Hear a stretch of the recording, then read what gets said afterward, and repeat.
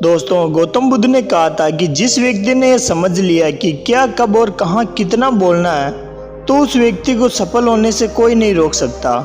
ऐसे व्यक्ति की सफलता सुनिश्चित है। जिस तरह कमान से निकला हुआ तीर लौटकर कभी वापस नहीं आता है, ठीक उसी तरह मुंह से निकले हुए शब्द कभी वापस नहीं आते हैं। शब्द और भाषा हथियार है और कमजोरी भी। सही समय पर सही शब्दों के प्रयोग से इंसान परेशानियों से बच सकता है, लेकिन बिना सोचे समझे बोले गए शब्द इंसान की मुसीबत को बढ़ा देते हैं।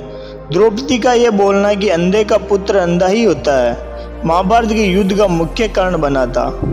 आज भी लोग अपनी जबान का इस्तेमाल दूसरों को नीचा दिखाने और खुद को बड़ा दिखाने के लिए करते हैं, लेकिन जो समझदार और सफल इंसान होते हैं वो ये अच्छी तरह जानते हैं कि उन्हें किस वक्त कितना और क्या बोलना है। साइलेंट रहने का मतलब यह नहीं है कि आपको पूरे दिन एक ही शब्द नहीं बोलना है या चुपचाप रहना है। मौन का मतलब है कि बेवजह शब्दों का प्रयोग नहीं करना। जहाँ जरूरत है वहीं बोलना है, अपने लक्ष्य पर ध्यान केंद्रित करना है। आज मैं आपको चुप रहने के 6 ऐसे फायदे बताऊंगा, जिन्हें जानने के बाद आप आज से नहीं बल्कि अभी से उतना ही बोलोगे जितना आपको जरूरत होगी। दोस्तों, इसका पहला फायदा, मौन लोगों का ध्यान खींचती है। महान आचार्य चाणक्य अपनी चाणक्य नीति में बताते हैं कि उन्होंने अपने हजारों शत्रुओं को अपनी खामोशी से परास्त किया है। वो खामोश रहकर अपने शत्रुओं को विचारों में उलझाए रखते थे और सही समय आने पर अपने दुश्मनों को ईंट का जवाब पत्थर से देते थे।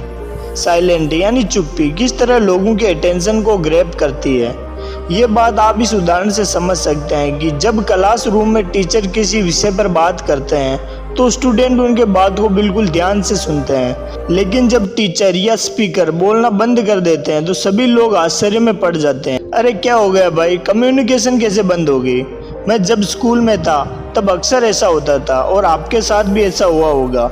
ठीक यही फॉर्मूला हमारे दैनिक जीवन में लागू होता है। जब आप अपने काम से काम रखते हो, दूसरों के मामले में दखल नहीं देते हो, जरूरत हो तभी बोलते हो, तो लोगों का ध्यान आपके ऊपर जाता है। और अगर आप कम बोलते हो, जरूरत हो तभी बोलते हो, लोग आपकी बातों को उन लोगों की तुलना में ज्यादा प्रेफरेंस देंगे, ज्यादा याद रखेंगे जो लोग बिना जरूरत के बकबक करते रहते हैं। दोस्तों, इसका दूसरा फायदा है, मौन बातचीत में मदद करता है। शांत रहना मोल भाव करते वक्त आपकी बहुत ज्यादा हेल्प कर सकता है। बातचीत के दौरान जब आप अचानक चुप हो जाते हैं और सामने वाले इंसान को जवाब नहीं देते हो, तो ये खामोशी उस दूसरे इंसान को ये सोचने पर मजबूर कर देती है कि आखिर आप क्या सोच रहे हो। तो फिर इसी चीज का आपको फायदा उठाना है। सामने वाले को ये सोचने दे कि आप क्या सोच रहे हैं। मान लो आप कोई डील फाइनल कर रहे हो, तो सामने वाली पार्टी को जल्दी से यस या नो कहकर जवाब मत दो। कुछ सेकंड का पॉज लो। आपकी ये चुप्पी सामने वाले इंसान को परेशान करेगी और वो सामने वाला इंसान बोलकर आपकी इस खामोशी को बढ़ना चाहेगा। उनको सारी बातें बोलने दे, जिससे आपको बातचीत आगे बढ़ाने में मदद मिलेगी और आपका साइड बातचीत के दौरान ज्यादा भारी रहेगा। दोस्तों, इसका तीसरा फायदा है, मौन आपको विश्वास बनाने में मदद करता है। अगर आप एक मजबूत रिलेशनशिप करना चाहते हो तो उससे पहले आपको ट्रस्ट यानी विश्वास करना होगा, और विश्वास तभी होगा जब आप सामने वाले इंसान की बातों को ध्यान से सुनोगे, यानी बातचीत के दौरान बोलोगे कम और सुनोगे ज्यादा। ऐसा करने से दूसरे इंसान को लगेगा कि आप एक अच्छे इंसान हो, सामने वाले की बात को अच्छे से सुनते हो, किसी को भी नजरअंदाज नहीं करते हो, तभी तो वो आपकी बातों को अच्छे से सुनेगा और ट्रस्ट होगा। दोस्तों, इसका अगला फायदा है, उत्तर प्राप्त करें। आपने ऐसे कई सारे लोगों को देखा होगा जो कोई प्रश्न पूछने के बाद रुकते ही नहीं, अपने बग चालू रखते हैं या फिर दूसरों को बोलने का मौका ही नहीं देते हैं। अगर आप भी ऐसा करते हो तो आपको दूसरे इंसान के प्रोस्पेक्टिव को जानने का मौका ही नहीं मिलेगा। लोग आपके प्रश्नों का जवाब ही नहीं देंगे, इसलिए कोई भी प्रश्न पूछने के बाद साइलेंस हो जाओ। आप अपना ओपिनियन मत दो, लोगों का क्या ओपिनियन है उस बात पर, उस पर्सन पर जानने की कोशिश करो, शायद आपको कुछ नया सीखने को मिल जाए। कुल मिलाकर आप प्रश्न पूछने के बाद जितना जल्दी चुप हो जाओगे, आपको उतना जल्दी आंसर मिलेगा। महात्मा गौतम बुद्ध, जो अपनी बुद्धिमत्ता के कारण पूरी दुनिया में जाने जाते हैं, उनमें भी ये क्वालिटी देखने को मिलती है। वो भी जब किसी से अपना प्रश्न पूछते हैं तो अपना ओपिनियन तो बाद में देते हैं, लेकिन पहले प्रश्न पूछने के तुरंत बाद चुप हो जाते हैं, ताकि अगले बंदे की क्या राय है उस पर्सन को लेकर, उस बात को लेकर ये जान सके। दोस्तों, इसका अगला फायदा है, नम्र शक्ति। साइलेंस एक शॉर्ट पावर है, मतलब एक ऐसी पावर से है जिसकी मदद से आप सामने वाले को बिना लड़े हरा सकते हो। इसका सबसे बेहतरीन उदाहरण है महात्मा गांधी जी, जो कि सत्य और अहिंसा के मार्ग पर चले थे और बिना लड़े उन्होंने अंग्रेजों को धूल चटा दी थी। महात्मा गांधी जी जानते थे कि अगर हमने अंग्रेजों से लड़ाई की तो हम उनसे कभी जीत नहीं पाएंगे।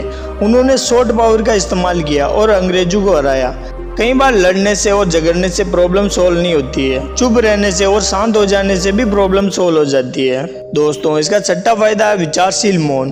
द क्वाइट बुक के अंदर बताया जाता है कि थाउजेंडफुल साइलेंस कई सारी मुसीबतों से बचा सकती है। एक लड़का लैपटॉप खरीदने जा रहा था, तभी उसके रास्ते में वर्षों पुराना एक दोस्त मिलता है जो उसको बुलाता है कि तुम जहाँ लैपटॉप खरीदने जा रहे हो उसी के पास एक घर है। वो अपने दोस्त को ना नहीं बोलता है और उसका सामान ले लेता है, लेकिन जहाँ सामान डिलीवर करना था वो घर उस दुकान से काफी दूर था। उसका बहुत सारा समय बर्बाद हुआ। उस आइटम को डिलीवर करने के बाद जब वो दुकान में पहुंचा तो वो दुकान बंद हो चुकी थी। उसे अपने दोस्त के ऊपर बहुत गुस्सा आया। इसलिए हमें हमेशा हाँ नहीं करना चाहिए, ना कहने और साइलेंस के पावर को समझना चाहिए। तो दोस्तों, इन बातों से आप ये समझ चुके होंगे कि साइलेंस में बहुत ज़्यादा पावर है। साइलेंस के पावर को कभी कम नहीं समझना। साइलेंस आपको बहुत सारी मुसीबतों से बचा सकती है और अगर आप इन बताई गई बातों को अपने अंदर ग्रहण करते हो, जहाँ जरूरत हो वहीं बोलते हो, डेफिनेटली आपका बहुत ज़्यादा फायदा होगा। दोस्तों, आपको ये वीडियो कैसा लगा प्लीज़ कमेंट करके ज़रूर बताइएगा और वीडियो को लाइक कर दीजिएगा। अगर आपने इस चैनल को सब्सक्राइब नहीं किया तो प्लीज़ सब्सक्राइब कर लीजिएगा। Thank you.